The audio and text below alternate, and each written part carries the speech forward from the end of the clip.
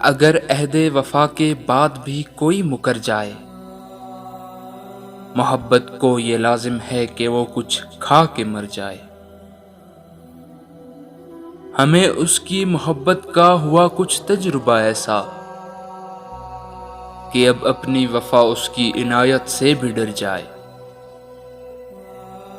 मुझे दिल टूटने का गम नहीं होगा, खुशी होगी अगर ये टूट कर तेरे ही कदमों में बिखर जाए। यहाँ जो संग पारी का मजा है वो कहाँ होगा, निकल कर तेरे कूचे से ये दीवाना किधर जाए। ये मेरा दीदाए तर दिल की जानिब क्यों नहीं मुड़ता, मुनासिब है ये दरिया भी समंदर में उतर जाए। कतील अब के बहुत रुसवा हुआ ए कूचे जाना, इजाजत दे के ये पागल पलट कर अपने घर जाए।